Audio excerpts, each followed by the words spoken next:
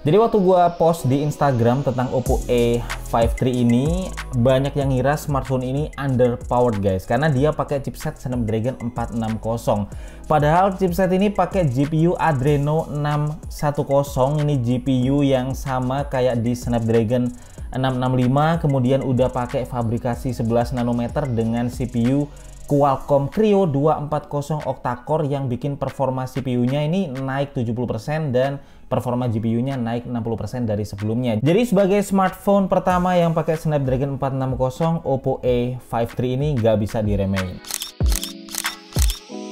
Halo semua, ketemu lagi sama gue Febian dari channel Kepoin Tekno dan ini adalah Oppo A5 III ya. Dan sebelum gue bahas gimana performa smartphone ini, kita bahas dulu beberapa aspek penting dari Oppo A5 III ini, mulai dari desainnya. Jadi secara desain smartphone ini termasuk compact ya, tebalnya 8,4 mm dengan berat 186 gram dan di setiap sisinya guys ini lengkung 3D curve yang bikin HP ini nyaman ya digenggamnya. Ukurannya cenderung ramping dan memanjang dengan layar Neo Display 6,5 inch dan ada notch kecil ya di kiri atas ini. Kalau kita perhatikan di cover belakangnya, ini polikarbonat berfinishing glossy yang bergaya glass. Jadi untuk warna yang fancy blue, ini warnanya cakep ya dengan gradasi silver ke biru. Jadi di atas lebih silver dan ke bawah semakin biru guys. Kemudian ada fingerprint sensornya di belakang sini dengan kecepatan deteksi yang udah cukup cepat.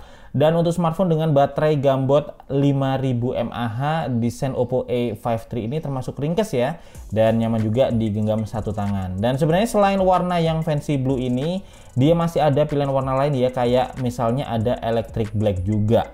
Untuk kamera, di belakang ada triple kamera dengan kombinasi 13 megapiksel kamera utama, 2 megapiksel makro kamera, dan 2 megapiksel depth kamera guys, lengkap dengan LED flashnya. Dengan kombinasi ini kita bisa ambil foto sampai 6 kali digital zoom, kemudian bisa ambil foto bokeh juga dan juga bisa foto makro. Ada juga mode expert ya untuk mengatur manual ISO, kemudian white balance dan pengaturan yang lainnya. Dan seperti biasa di fitur kamera Oppo ini selalu ada filter ya dengan berbagai pilihan style. Cuman kalau kalian cari fitur kayak AI color portrait di Oppo Reno 4 ini masih belum ada di Oppo A5 III ini guys. Dan berikut ini beberapa contoh hasil jepretan kamera belakang dari smartphone ini.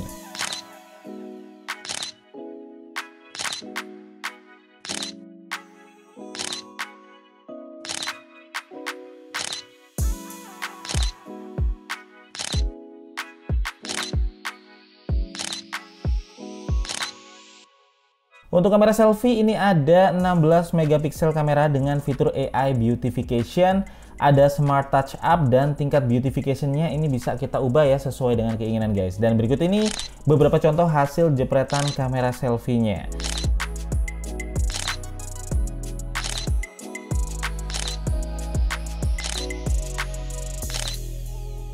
Nah, karena banyak yang penasaran sama performanya, sekarang langsung aja kita bahas performanya dari Oppo A5 III ini. Jadi smartphone ini pakai Snapdragon 460 dengan 4GB RAM dan 64GB storage. Plus ini yang menarik, dia udah didukung sama layar 6,5 inch Neo Display dengan 90Hz refresh rate dan 120Hz touch sampling rate, serta ada juga dual stereo speaker ya. Jadi di bawah sini dan juga di atas sini speakernya ada combo guys. Dan kombinasi ini ternyata punya andil besar ya di experience kita saat menikmati smartphone ini. Jadi waktu gua coba buat aktivitas harian, semua tampilan berasa smooth ya. Scroll waktu browsing, kemudian scroll di sosmed, scroll menu dan aplikasi, ini feel-nya jadi lebih mulus ya dengan 90Hz refresh rate ini. Dan performanya untuk harian udah responsif, jadi buat multitasking juga lancar guys, dan gak ada masalah ya untuk performa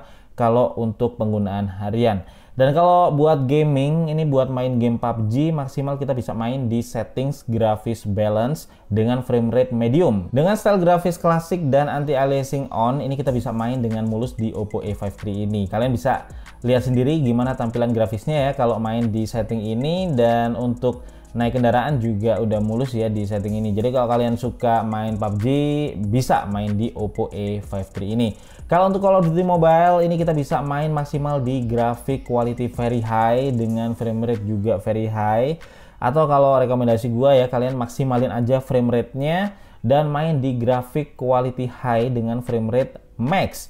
Karena experience-nya juga jadi lebih mulus guys. Dan dengan 90 Hz refresh rate serta 120 Hz touch sampling rate-nya, ini experience gamingnya ini makin berasa smooth ya di tampilan layarnya ini, dan juga makin responsif. Terus karena dia juga punya dual stereo speaker ya, satu di bawah, satu di atas. Ini meskipun speaker yang bawah guys ketutup jari ya, kalau kita lagi main game, speaker yang atas ini tetap bisa ngeluarin audionya. Jadi ini cukup handy ya kalau kita lagi main game tanpa menggunakan headset. Dan karena notch-nya ada di pojok kiri atas dari layar ya, kalau kita main game dalam posisi landscape ini notch-nya tersembunyi ya, ketutup sama tangan, jadi feel-nya kayak kita lagi main game di smartphone dengan layar yang benar-benar full. Itu untuk real performance-nya guys, waktu dipakai sehari-hari dan juga dipakai buat gaming, dan menurut gua udah oke ya kalau untuk performanya ini. Dan kalau kita pakai buat nikmatin konten multimedia di layar 6,5 inch ini udah berasa luas ya. Jadi buat nonton YouTube atau streaming Netflix ini udah lega, dan dengan resolusi HD+ ini udah cukup lah ya untuk nampilin video ataupun film dengan jelas. Kalian bisa lihat aja sendiri gimana tampilannya dan juga performa layar dari Oppo A53 ini saat dipakai untuk menikmati konten multimedia guys. Dan untuk dual stereo speakernya udah teroptimasi juga dengan Direct 2.0. Ini kualitas audionya udah better ya dari banyak speaker mayoritas smartphone lainnya guys, dan terdengar kencang sih ya yang paling kerasa, dan juga agak terasa imersif waktu dipakai buat dengerin musik. Untuk platformnya Oppo A53 ini dia menggunakan ColorOS 7.2 ya yang berbasis Android 10, dan seperti biasa ada banyak banget fitur di ColorOS 7.2 ini, termasuk juga app cloner buat yang pengen pakai dual messenger misalnya, ada juga game space untuk optimasi gaming ya, dan ada split screen juga kalau pengen buka dua aplikasi sekaligus secara set by set. Dan baterainya sendiri dia berkapasitas 5000 mAh guys, jadi udah besar, yang disupport juga ya sama beberapa fitur di ColorOS 7.2 ini untuk lebih menghemat baterai. Misalnya ada power saving mode, kemudian ada super power saving mode, dan ada sleep standby optimization juga. Jadi Oppo A53 ini emang kayak didesain biar baterainya awet dan bisa dipakai dalam waktu lama tanpa sering-sering ngecas.